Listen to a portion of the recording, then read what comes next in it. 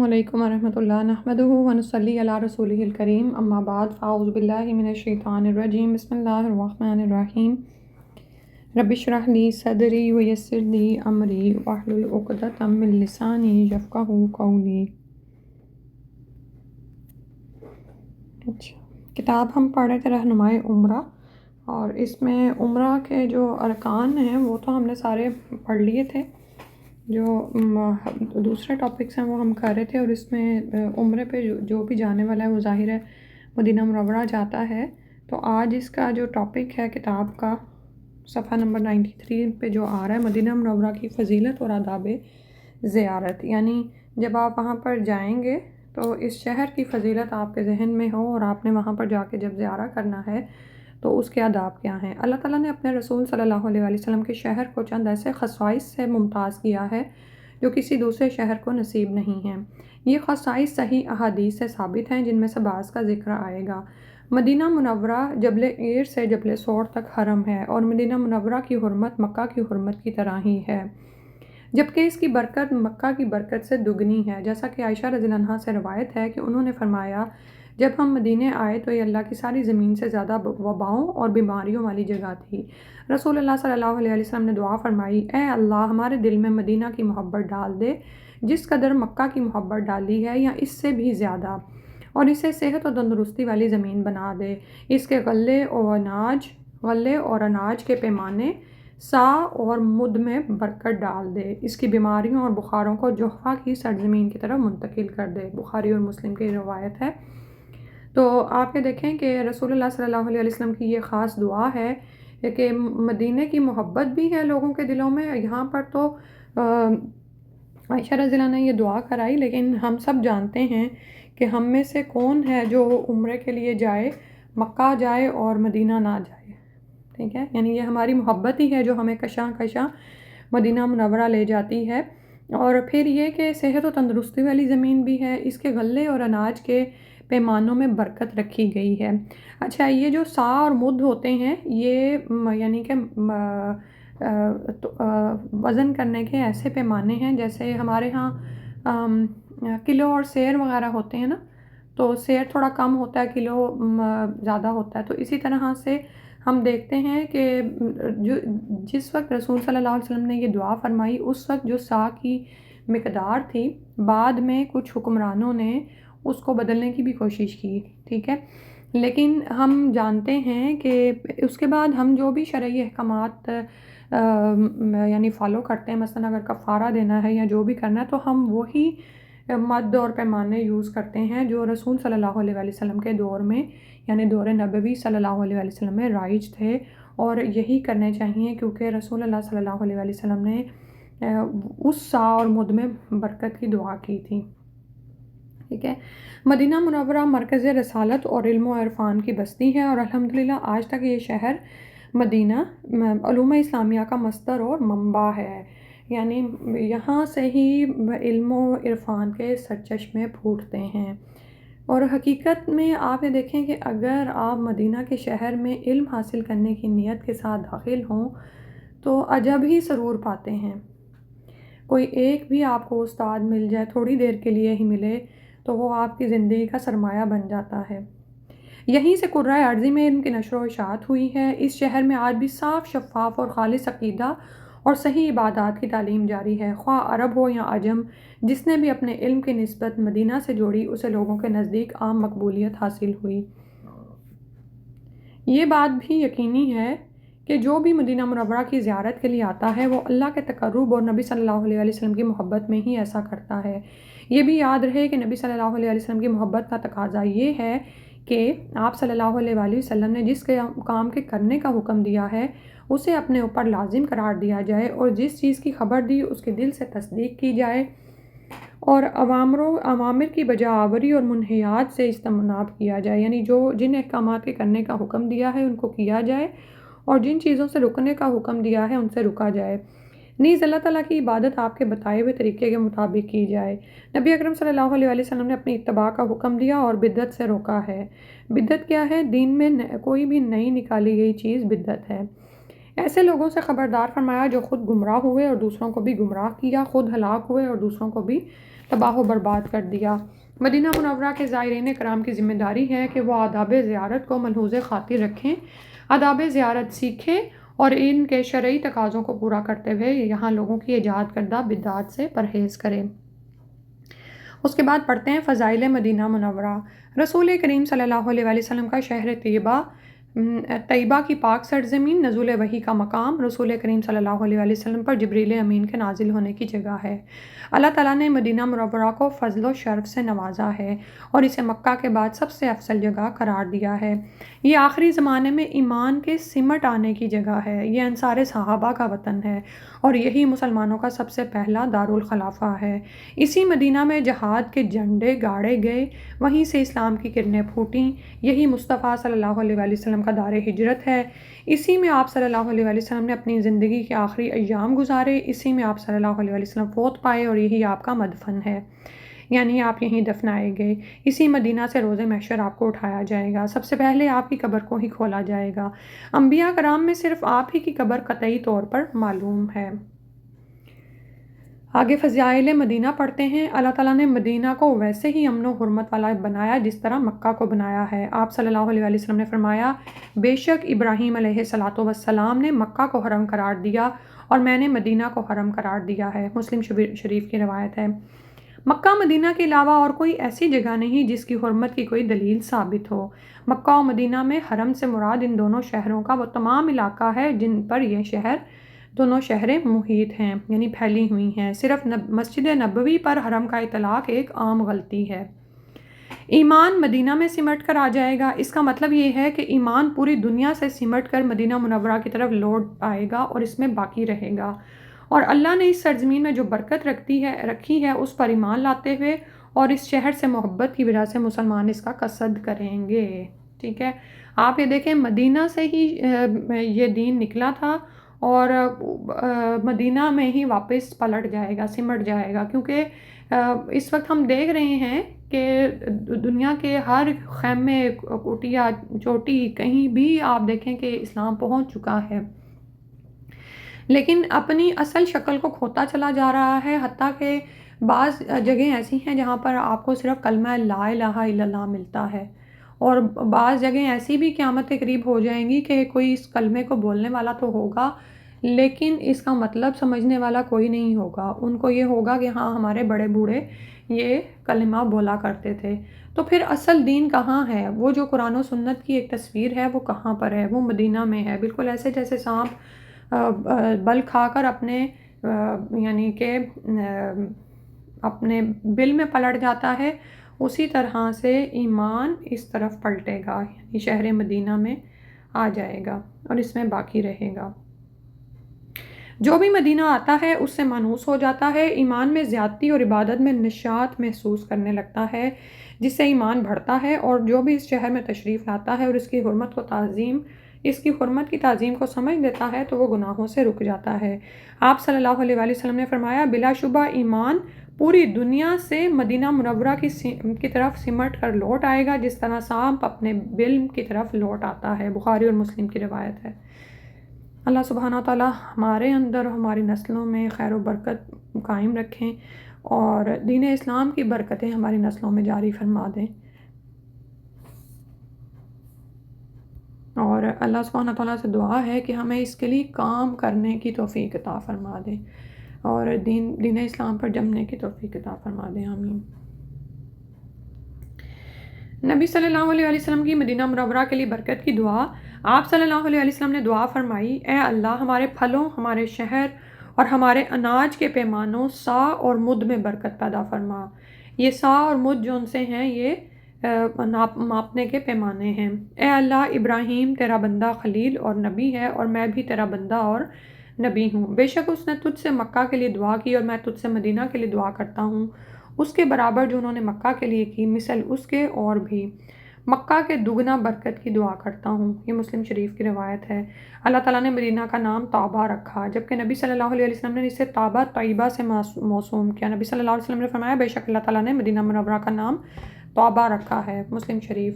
طابہ اور طیبہ دونوں لفظ طیب سے مشتق ہیں اور طیب پاکیزگی پر دلالت کرتا ہے، اور یہ دونوں لفظ بہت ہی عمدہ ہیں جن کا اطلاق زمین کے پاکیزہ بقع پر ہوتا ہے۔ اور یہ لفظ آپ یہ دیکھیں کہ مدینہ میں عموماً آپ ہوٹلز کے یا پرفیومز کے یا کچھ ایسی جگہوں کے نام ہوتے ہیں جو آپ دیکھتے ہیں۔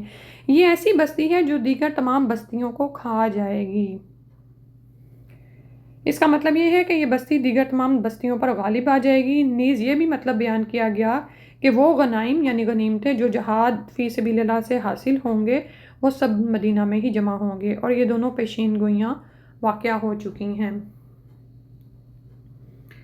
آپ صلی اللہ علیہ وسلم نے فرمایا مجھے ایسی بستی کا حکم دیا گیا ہے جو تمام بستیوں کو کھا جائے گی، یعنی آپ کو ایسی بستی کی طرف ہجرت کرنے کا حکم دیا گیا جو تمام بستیوں پر غالب آ جائے گی۔ اس بستی کو لوگ یثرب کہتے ہیں جبکہ یہ مدینہ ہے، اور مدینہ برے لوگوں کو اس طرح صاف کر دے گا جس طرح بھٹی لوہے کے زنگ کو دور کر دیتی ہے۔ بخاری اور مسلم کی روایت ہے۔ مدینہ میں طاعون اور دجال نہیں داخل ہوں گے۔ آپ صلی اللہ علیہ وسلم نے فرمایا مدینہ منورہ کے ناکوں پر فرشتے ہیں، اس لیے اس میں نہ طاعون داخل ہوگا اور نہ ہی دجال۔ بخاری اور مسلم کی روایت ہے۔ مدینہ کی عظمت شان اور اس میں بدعات ایجاد کرنے کی سنگینی۔ آپ صلی اللہ علیہ وسلم نے فرمایا مدینہ جبل عیر تا جبل سور حرم ہے، اور جس کسی نے اس میں کوئی بدعت ایجاد کی یا کسی بدعتی کو اپنے پاس پناہ دی اس پر اللہ تعالیٰ فرشتوں اور تمام لوگوں کی لعنت ہے، اور اس کی نفلی عبادت قبول ہوگی اور نہ فرض۔ بخاری اور مسلم کی روایت ہے۔ جو اہل مدینہ سے برائی کا ارادہ کرے اس کے لیے وعید ہے۔ آپ صلی اللہ علیہ وسلم نے فرمایا اہل مدینہ کے ساتھ جو شخص برائی کا ارادہ کرے گا اللہ تعالیٰ اسے جہنم میں اسی طرح پگھلائے گا جس طرح شیشہ آگ میں اور نمک پانی میں پگھل جاتا ہے۔ اللہ تعالیٰ ہمیں اس سے محفوظ فرمائے۔ مسلم شریف کی روایت ہے۔ اور آپ صلی اللہ علیہ وسلم نے فرمایا جو کوئی اہل مدینہ کے ساتھ مکر و فریب کرے گا وہ ایسے پگھل جائے گا جیسے نمک پانی میں پگھل جاتا ہے۔ بخاری اور مسلم کی روایت ہے۔ جابر بن عبداللہ رضی اللہ عنہ سے روایت ہے کہ عمرہ فتنہ میں سے ایک امیر مدینے آیا۔ جابر رضی اللہ عنہ نابینا ہو چکے تھے۔ انہیں کہا گیا کہ کاش آپ اس سے ذرا الگ ہو جاتے۔ وہ اپنے 2 بیٹوں کے سہارے باہر نکلے اور منہ کے بل گر پڑے اور فرمانے لگے وہ شخص تباہ و برباد ہو گیا جس نے رسول صلی اللہ علیہ وسلم کو ڈرایا۔ تو ان کے دونوں بیٹوں یہاں ایک نے پوچھا ابا جان کیسے؟ اللہ کے رسول صلی اللہ علیہ وسلم کو ڈرایا، وہ تو وفات پا چکے ہیں۔ انہوں نے کہا میں نے رسول اللہ صلی اللہ علیہ وسلم کو فرماتے ہوئے سنا جس نے اہل مدینہ کو ڈرایا گویا اس نے میرے دل کو ڈرایا۔ احمد البانی نے اس کو صحیح کہا ہے۔ آپ صلی اللہ علیہ وسلم نے فرمایا جس نے مدینہ والوں کو ڈرایا اللہ اسے ڈرائے۔ ابن حبان اور البانی نے اس کو صحیح کہا۔ آپ صلی اللہ علیہ وسلم نے فرمایا اے اللہ جو اہل مدینہ پر ظلم کرے اور انہیں ڈرائے تو اسے ڈرا اور اس پر اللہ فرشتوں اور تمام لوگوں کی لعنت ہو اور اللہ تعالیٰ اس کی نفلی اور فرض کوئی عبادت قبول نہ کرے۔ اسے نسائی طبرانی اور البانی نے صحیح کہا ہے۔ نبی کریم صلی اللہ علیہ وسلم کا مدینہ منورہ کی تنگی اور مشقت پر صبر کی رغبت دلانا۔ آپ صلی اللہ علیہ وسلم نے فرمایا مدینہ منورہ ان لوگوں کے لیے بہترین جگہ ہے کاش کہ وہ اس کو جانتے، اور جو کوئی اس سے بے رغبتی کرتے ہوئے اس کو چھوڑ دے گا اللہ اس کے بدلے مدینے میں ایسے شخص کو آباد کرے گا جو اس سے بھلا اور افضل ہوگا، اور جو مدینہ کی تنگی اور پریشانی پر صبر کرے گا میں قیامت کے دن اس کے لیے گویا یا سفارشی ہوں اس کے لیے، اور میں قیامت کے دن اس کے لیے گواہ یا سفارشی ہوں گا۔ مسلم شریف کی روایت ہے۔ ٹھیک ہے، آپ یہ دیکھیں کہ مدینہ میں جا بسنے کا بھی حکم ہے نا کہ اگر یہ کر سکو تو پھر ظاہر ہے جب آپ پہنچتے ہیں تو کسی جگہ پر آزمائشیں بھی آتی ہیں تو پھر اس پر کیا کرنا ہے؟ صبر کرنا ہے، اور جو اس پر صبر کرے گا وہ سمجھ لے کہ اللہ کے رسول کی گواہی یا سفارش اس کے لیے ہوگی۔ مدینہ برے لوگوں کو دور کرتا ہے۔ مذکورہ حدیث میں آپ صلی اللہ علیہ وسلم نے یہ بھی فرمایا کہ یہ مدینہ ہے جو برے لوگوں کو اس طرح دور کر دیتا ہے جس طرح بھٹی لوہے کے گند کو صاف کر دیتی ہے۔ لہٰذا دور اندیش لوگوں کو اس سے چکنا رہنا چاہیے کیونکہ یہ اس صادق و مصدوق صلی اللہ علیہ وسلم کی وعید ہے، یعنی انذار ہے جس کی خبر کے سچے ہونے کی تصدیق اس کے رب نے کی ہے۔ مدینہ کا برے لوگوں کو دفع کرنے کا مشاہدہ تو آئے دن ہو رہا ہے، جیسے کہ یہاں کچھ ایسے لوگ تھے جنہیں ان کے گندے کرتوتوں کی وجہ سے اس شہر سے نکال دیا گیا، حالانکہ وہ اس کو چھوڑنا نہیں چاہتے تھے۔ اللہ تعالیٰ سے دعا ہے کہ ہمیں اس مصیبت میں مبتلا نہ کرے جس میں وہ ہوئے، اور اللہ تعالیٰ ہمیں اور مدینہ کے تمام مکینوں کو ان میں سے نہ کرے جن کو مدینہ دور کر دے گا۔ اللہ ہمیں خیر خواہ اور پاکیزہ سیرت لوگوں میں سے بنا دے اور ان لوگوں میں سے نہ بنائے جو برے اور بدعت ایجاد کرنے والے ہوں اور انہیں نکال دیا جائے۔ آگے ہم مسجد نبوی اور مسجد قباء یہ پڑھتے ہیں۔ مدینہ منورہ جن مقامات مقدسہ پر مشتمل ہے ان میں سے یہ دو عظیم الشان مسجدیں ہیں۔ نمبر 1 مسجد نبوی صلی اللہ علیہ وآلہ وسلم ہے۔ اس مسجد کی فضیلت میں بہت سی احادیث وارد ہوئی ہیں، جن میں سے چند ایک درج ذیل ہیں۔ آپ صلی اللہ علیہ وآلہ وسلم نے فرمایا، 3 مسجدوں کے علاوہ دنیا کی کسی مسجد کی طرف بطور اجر و ثواب رخت سفر نہ باندھو، اور وہ 3 مسجدیں مسجد حرام، میری یہ مسجد یعنی مسجد نبوی شریف، اور مسجد اقصیٰ ہیں۔ بخاری اور مسلم کی روایت ہے۔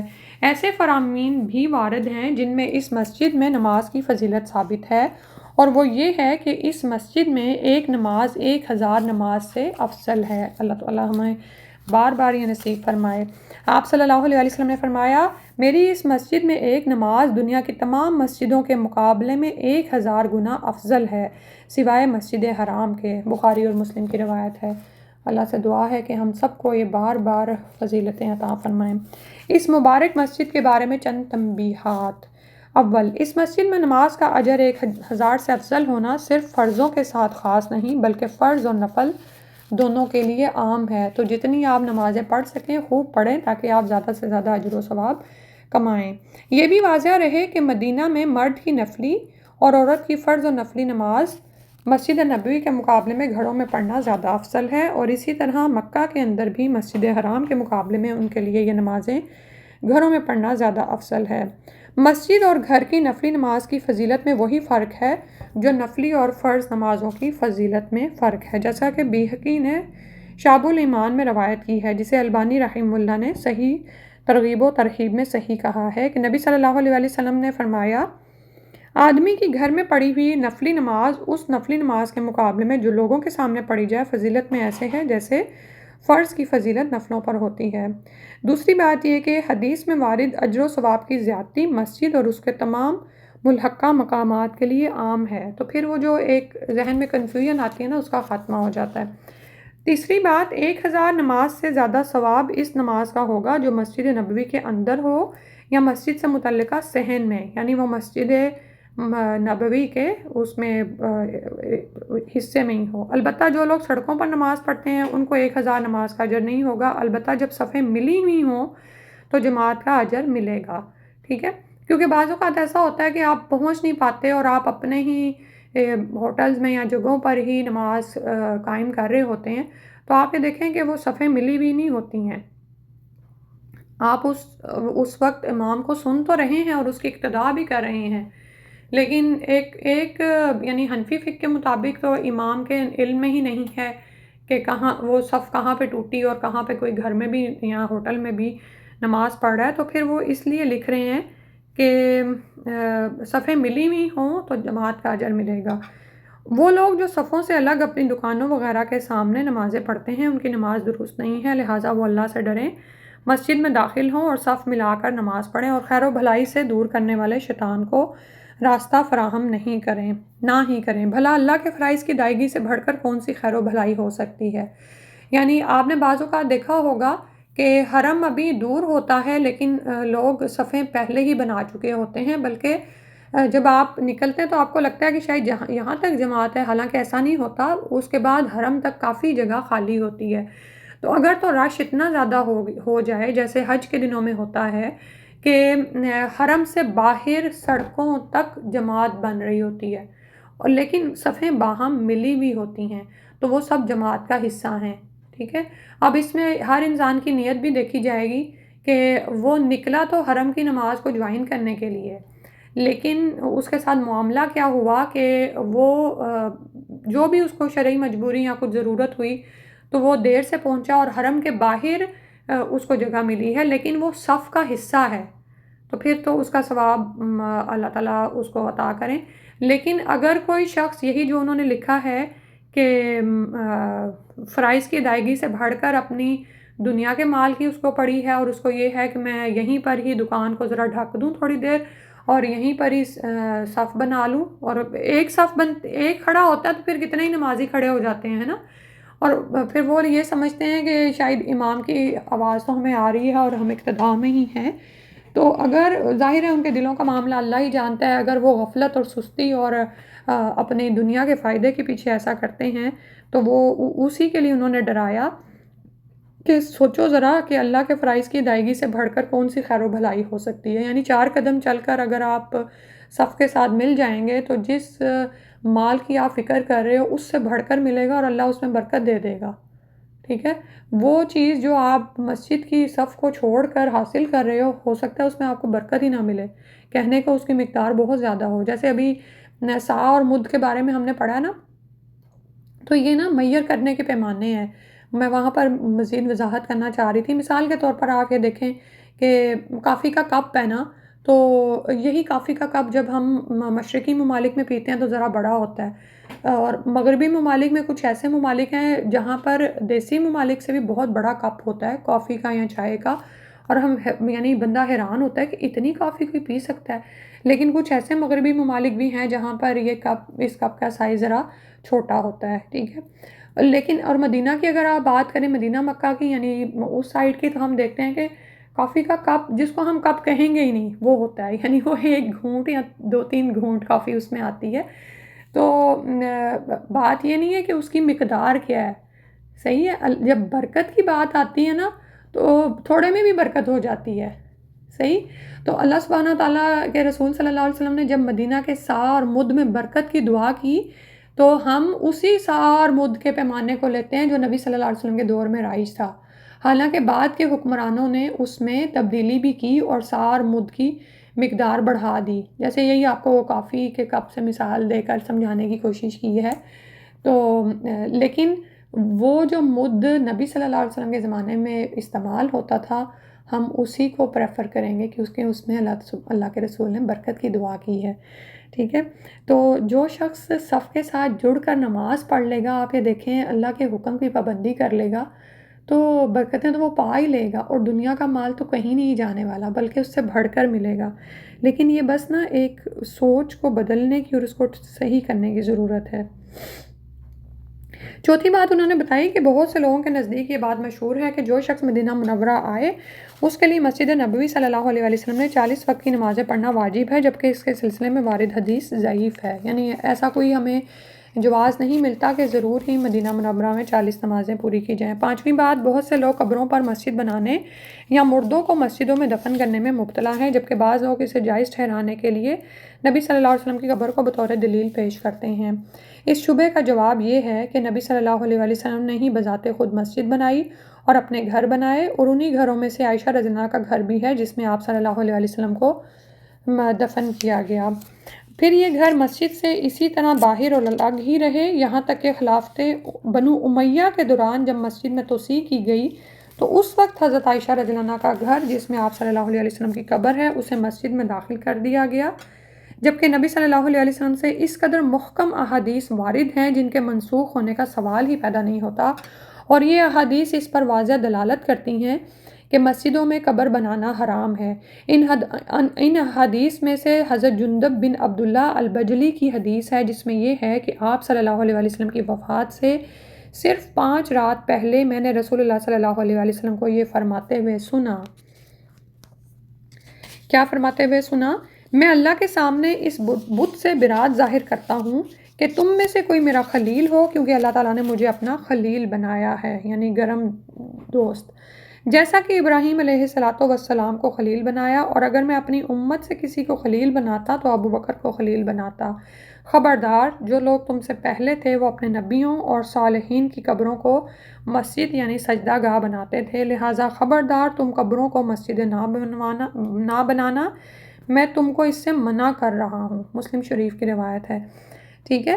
تو اپنی کسی خواہش کو جواز فراہم کرنے کے لیے آپ اپنے دلی خواہش سے کوئی بات نہیں کر سکتے، بلکہ جس حکم پر واضح احادیث، محکم احادیث وارد ہیں ان کو آپ دیکھیں تو یہ نہیں کیا جائے گا کہ قبروں کو مسجدیں بنا لیا جائے، بلکہ مرض الموت میں بھی آپ صلی اللہ علیہ وسلم نے قبروں پر مسجدیں بنانے سے منع فرمایا، جیسا کہ صحیحین میں حضرت عائشہ اور ابن عباس رضی اللہ عنہما سے مروی ہے۔ صحیحین سے مراد یہ ہے صحیح بخاری اور صحیح مسلم، یعنی 2 صحیح کتابیں۔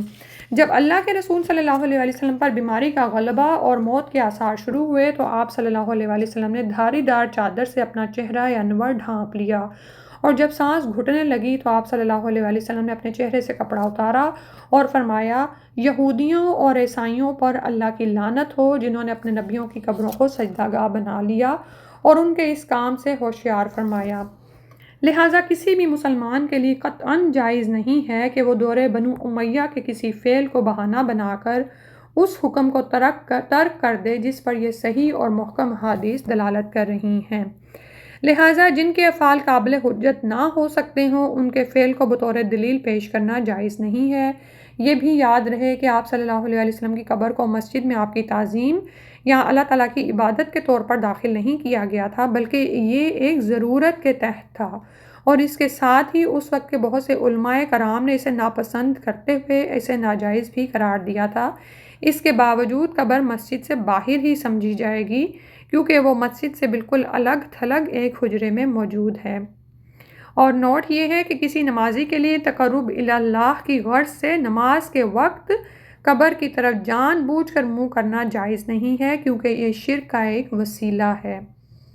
چھٹی بات یہ کہ بعض زائرین کو دیکھا گیا ہے کہ وہ مسجد نبوی میں بھی حالت احرام میں ہی آتے ہیں، اور ان کا اپنا یہ گمان ہوتا ہے کہ یہ زیارت کا شعار یعنی اس کو جو ظاہر کرتا ہے یا اس جگہ کی تعظیم ہے۔ یہ تو یاد رہے کہ اگر انہوں نے عبادت سمجھ کر مسجد نبوی میں ایسا کیا تو یہ ایک نئی بدعت ہے، اور اگر اس کی نیت عمرہ کی ہے مگر چاہتا ہے کہ اس کی ابتدا مسجد رسول اللہ صلی اللہ علیہ وسلم سے کرے تو یہ سنت نبوی کے خلاف ہے، کیونکہ نبی صلی اللہ علیہ وسلم نے ذوالحلیفہ سے عمرہ شروع کیا تھا، جو کہ اہل مدینہ اور اس طرف سے آنے والے تمام لوگوں کی میقات ہے، اور اسی طرح آپ صلی اللہ علیہ وسلم کے صحابہ کرام رضی اللہ عنہم بھی کیا کرتے تھے۔